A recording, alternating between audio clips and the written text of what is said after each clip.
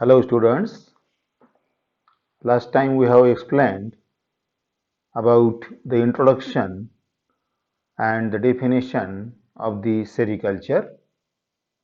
In last lecture we have also explained the taxonomy or classification of the silk moth of different type. Then we also have explained about four type of silk moths which are found in India and mainly cultured or grown for the production of respective type of the silk such as mulberry silk moths, tassar silk moth, muga silk moth and the airy silk moth. So today we will start with the study of life cycle of Bombyx mori. So Bombyx mori is a completely domesticated type of silk moth and widely used for the production of raw silk. Since the 90% of silk produced in India contributes the mulberry type, in our syllabus we are going to study the life cycle of Bombyx mori. So the explanation regarding different topics in the sericulture that are mainly related with the mulberry silk moth, that is Bombyx mori. So today we will explain about the life cycle of Bombyx mori. The Bombyx mori mulberry silk moth is a moth called as holometabolon type of insect, or it shows a complete metamorphosis. Bombyx mori is a dioecious animal. Sexes are separate, male and females are different, and it undergoes the sexual reproduction followed by the mating of male and females, facilitating the process of fertilization of eggs in females. The life cycle shows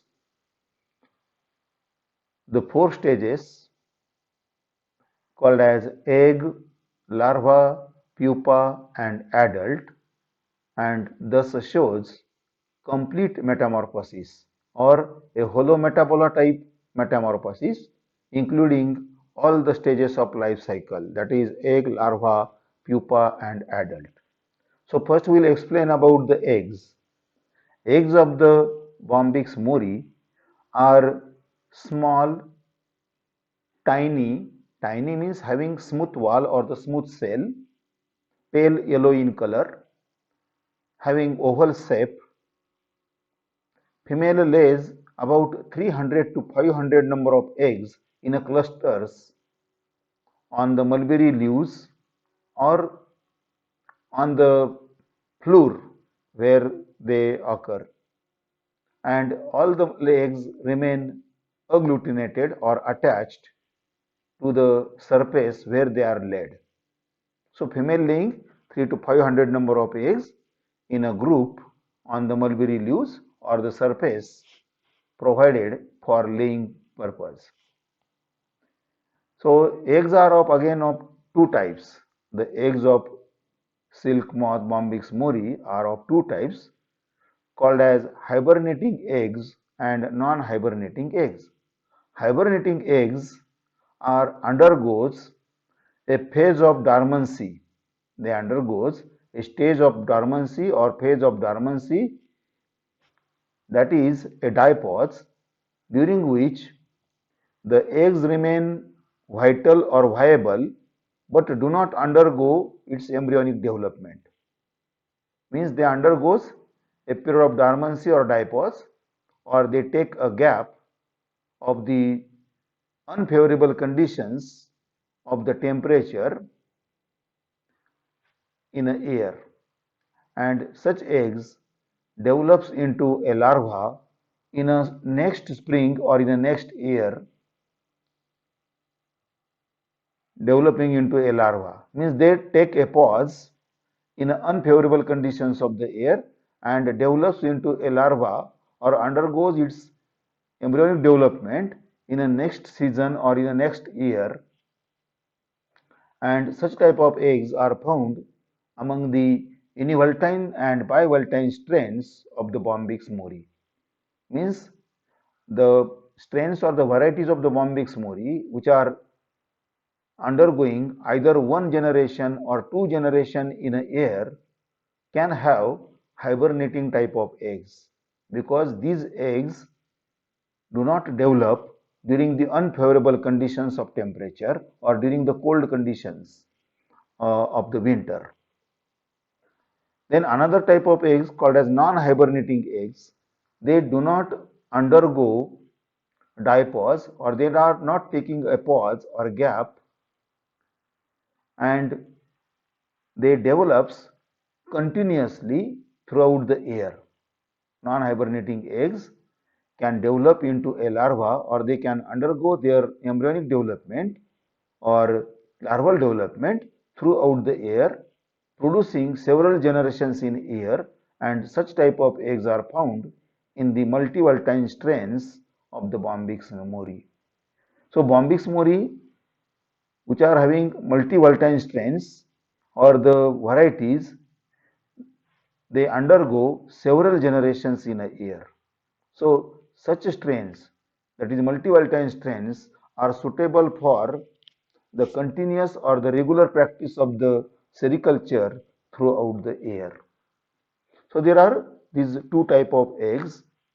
So multivoltine strains or the multivoltine regions of the country or India, like Karnataka, where usually multivoltine strains are grown or for the purpose of sericulture, or the regions like univoltine region like Jammu and Kashmir, where there is a monocrop condition, or the univoltine varieties can be grown in the regions like Jammu and Kashmir, and such varieties may have hibernating type of eggs.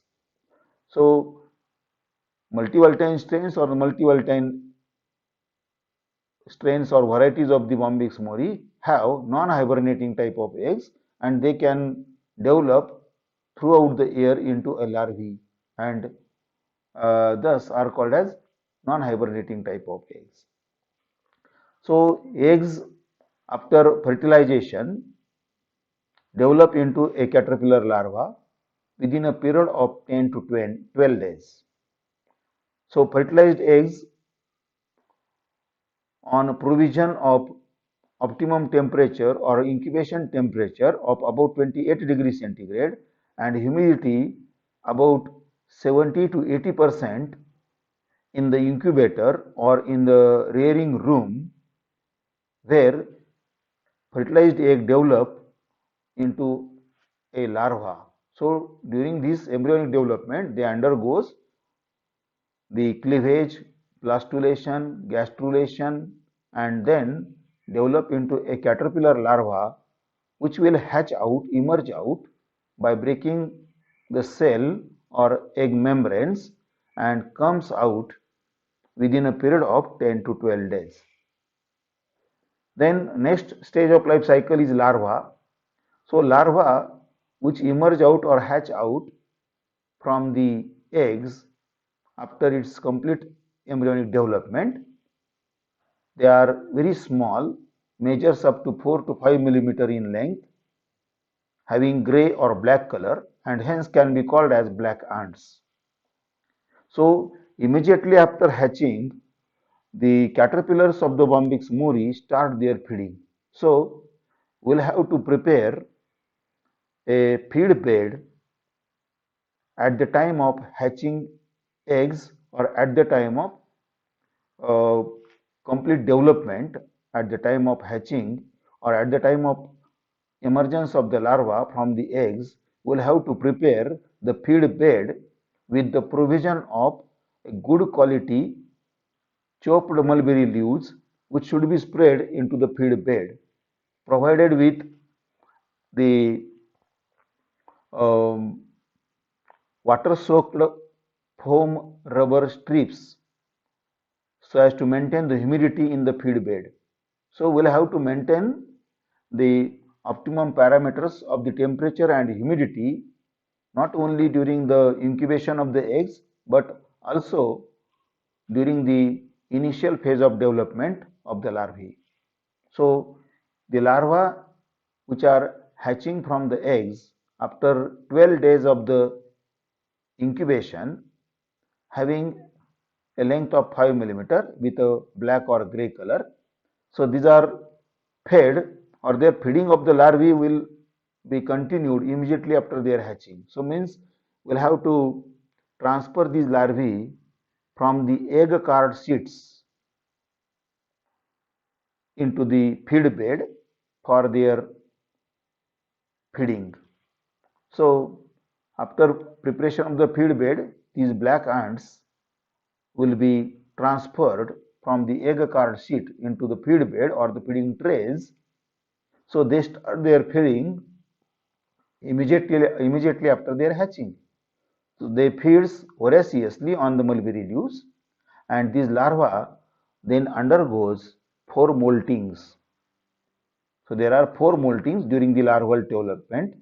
So these moltings are a definite period of the development.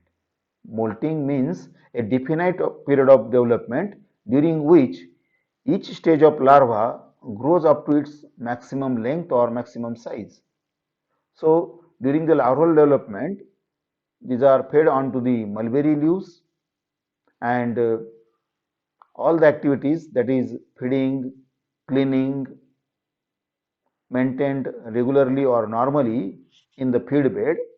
So during this period of larval development of about 30 days, the larvae undergoes 4 moltings, and during each molt, the larva get a maximum size. Larva grows to its maximum size and get transformed into a next stage of larva. That is, first instar larva undergoes first molting and get transformed into a second instar. Second instar again undergoes a second molting and get transformed into a third instar. Third instar again undergoes third molting and transform into a fourth instar. Fourth instar again undergoes a fourth molting and getting transformed into a fifth instar larva. So during each period of development or maximum growth, after each molt, they follows the ecdysis, that is the removal of old exoskeleton and formation of new exoskeleton or the body wall from the underlying layer of epidermis or the skin. So during larval development, there are 4 moltings, and larva passes through 5 instars, during which there is an advancement in its structure and size. During each stage of development or during each molting, there is advancement or progression in the development of the larva. And finally, it attains a length of 6 to 8 centimeter at the fifth instar stage, and it develops many morphological structures such as having the length of 6 to 8 centimeter with a mandibulate type of mouth parts, then 3 pair of true legs, 5 pair of pseudo legs, then a spine at the posterior end, and the most important development in a fifth instar, that is the development of the silk glands. So these are the modified salivary glands. These are the modified salivary glands called as silk glands. The reservoir of the silk gland stores a large quantity of a saliva containing the fibrous protein and the mucus. The fibrous proteins which are present in the mulberry leaves that are stored or restored in the saliva, in the salivary secretion or in the silk gland. So 75% of the proteins which are present in the mulberry leaves are restored as it is in the saliva or in the substance of the silk, secretion of the silk in the silk gland, or in the which is stored in the reservoir of the silk gland.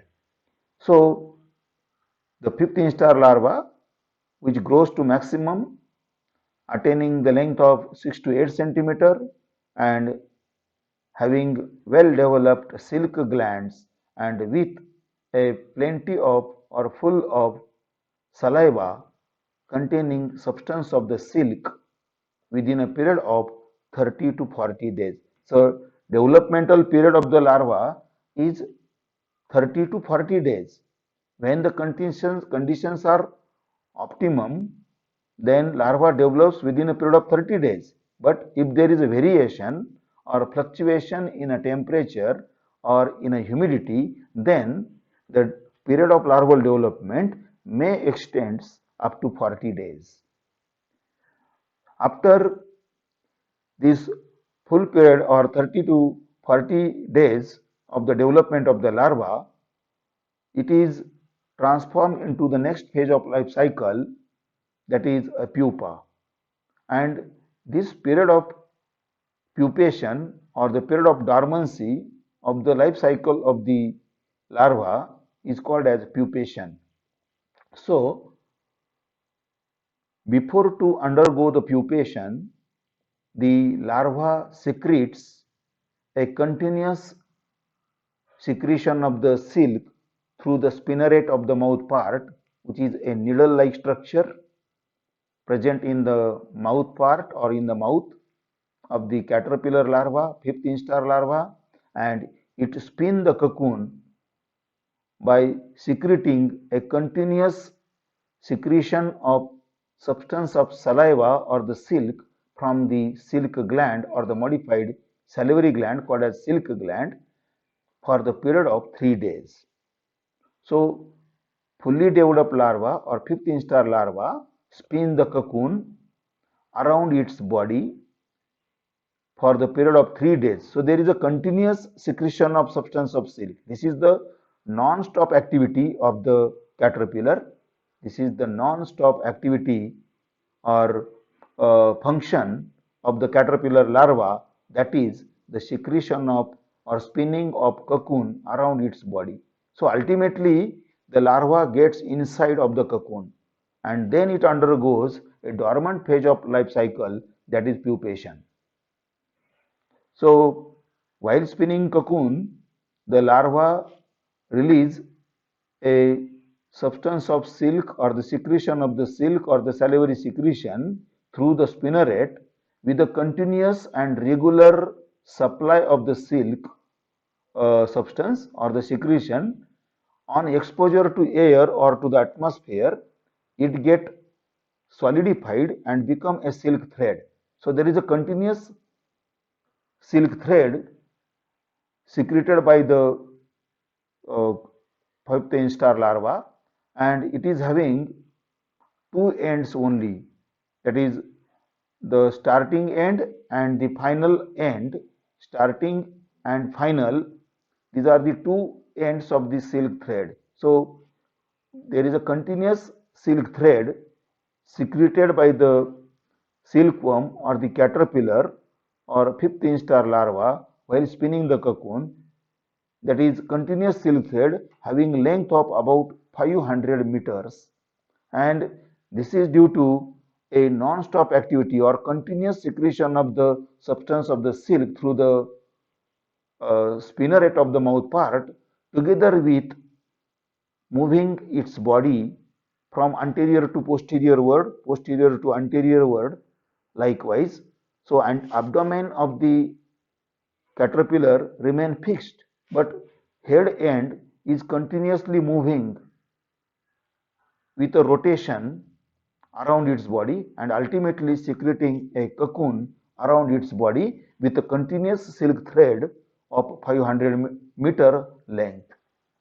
So after spinning activity or after spinning of the cocoon around its body for 3 days of continuous spinning, it undergoes a pupation, that is a dormant phase, inactive phase of its life cycle, during which several physiological and morphological changes taking place in larva and becomes adult insect stage. So during pupation, what happens?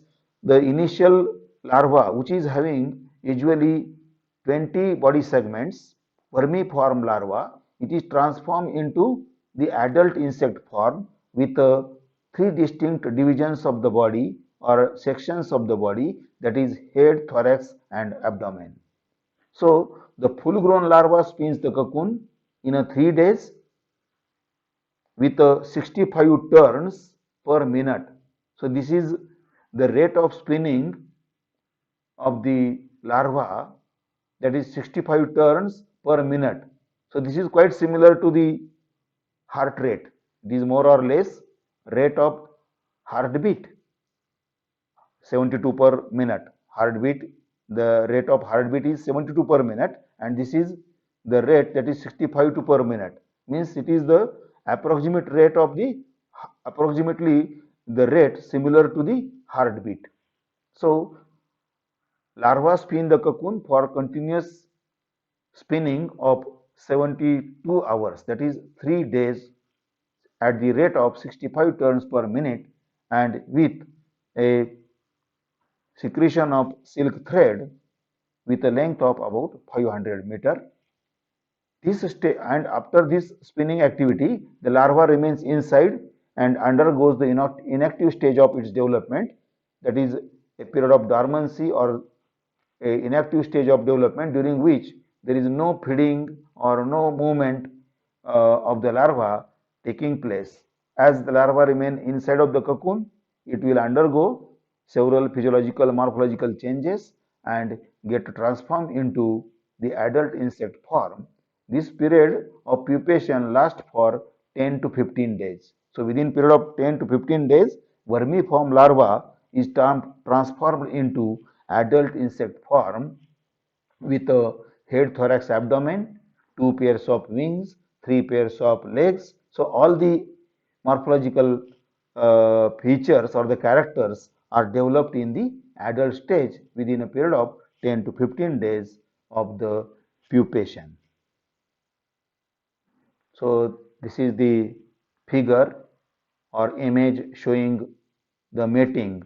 The upper one is male and lower one is a female moth of the Bombyx mori, having cream white color. So these are the male and females undergoing mating or copulation, which is the initial stage or first stage of the sexual reproduction or the life cycle. This is again a moth perching or sitting onto the cocoon.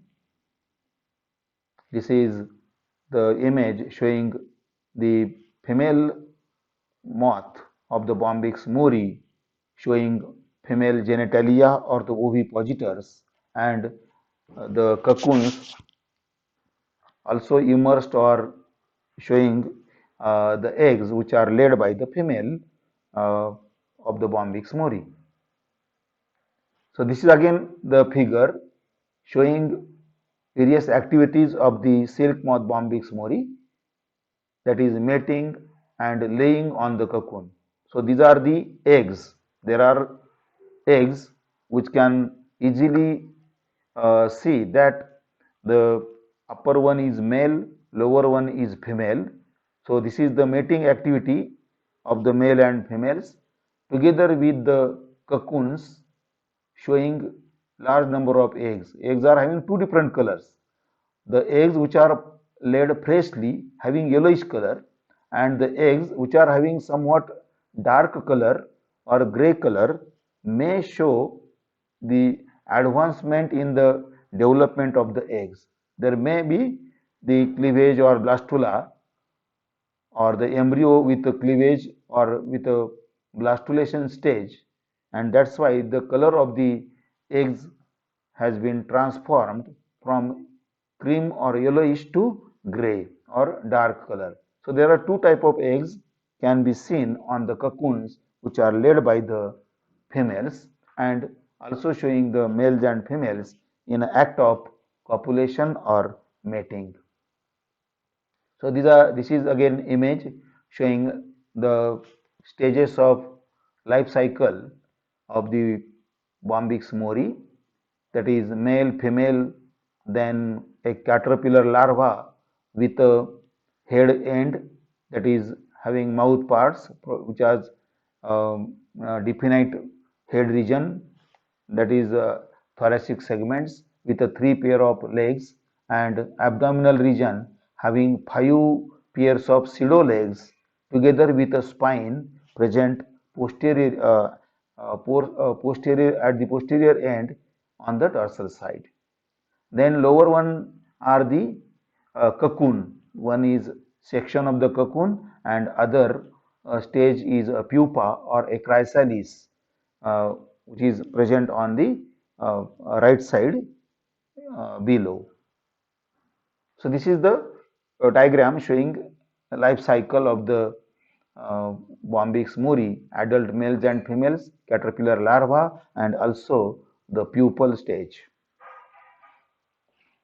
This is again the figure showing diagrammatic representation of the life cycle of the silk moth Bombyx mori.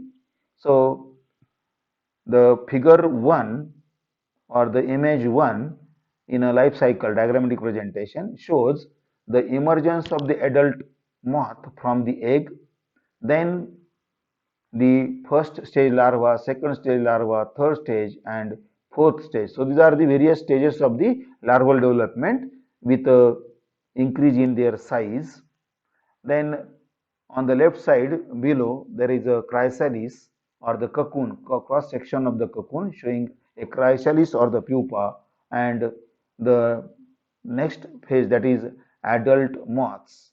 Then the egg card sheet or the eggs, which are again uh, developing into a eggs, then pass through the development, that is then it will pass through the embryonic development and will hatch out the larva. So again cycle repeated.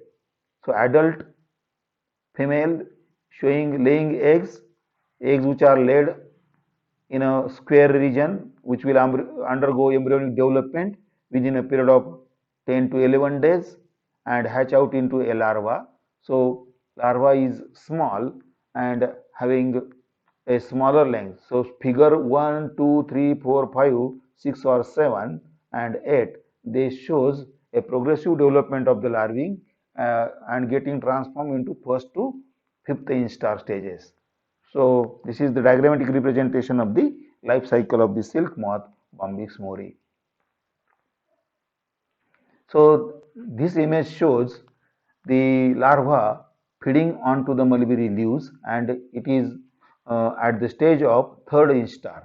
This is third instar stage of the larva or the caterpillar of the Bombyx mori.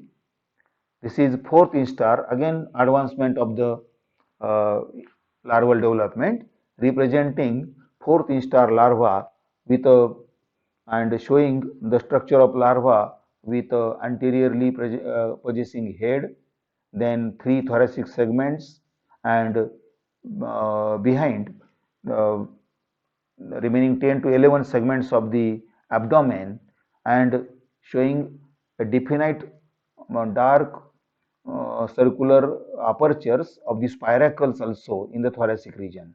We can easily see the three pairs of the spiracles situated ventrolaterally of the thoracic segments, and which are the respiratory organs.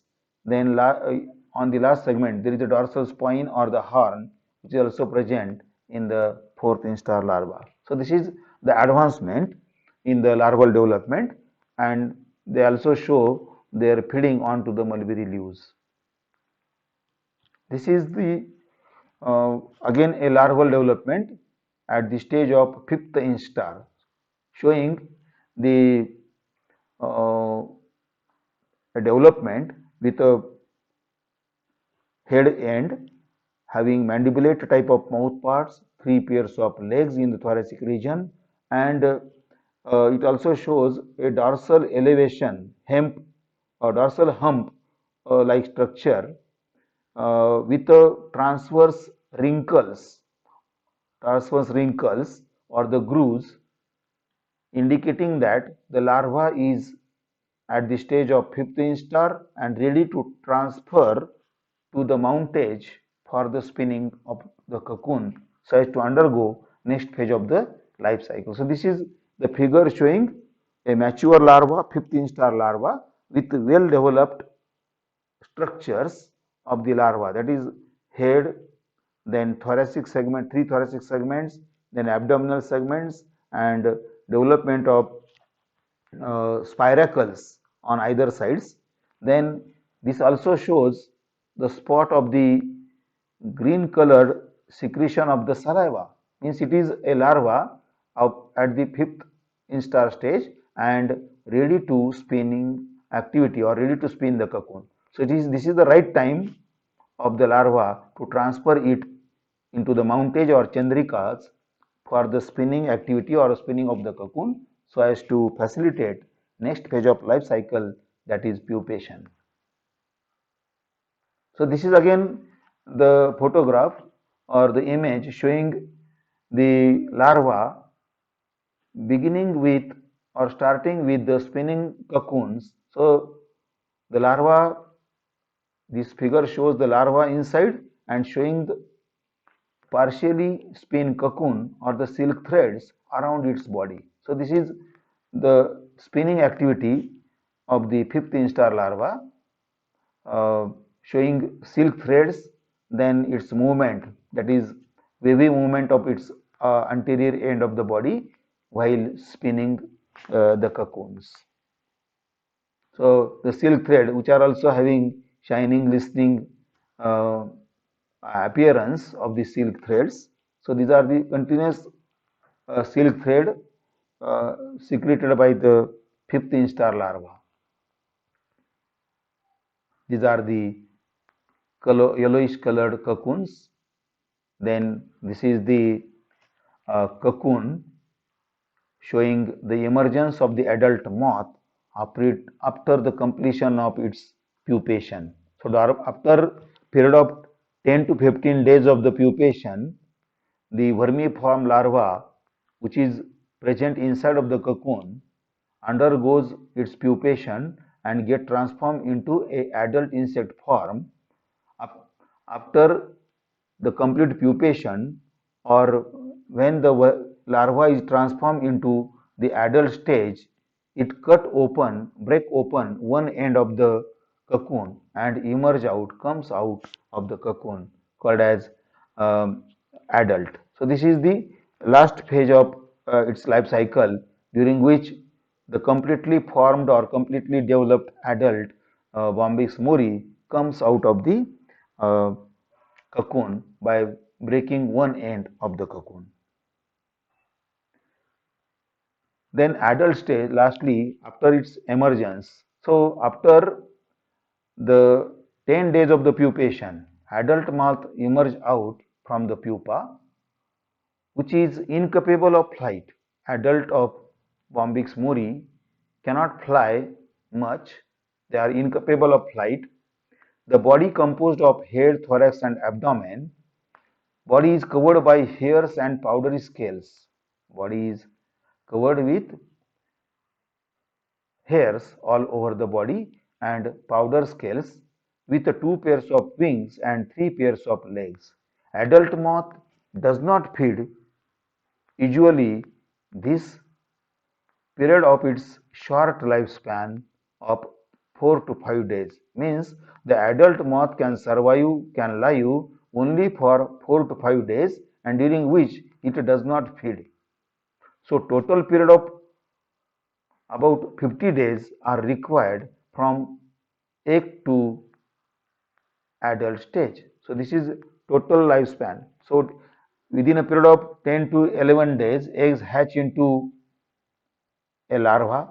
The larval development is again 30 to 40 days, means 10 plus 30, that is 40, and again period of 10 to 15, that is 10, pupation. So totally 50 days are required for the complete development of uh, Bombyx mori from egg to adult. from egg to adult, it requires 50 days or it takes usually 50 days for the completion of its life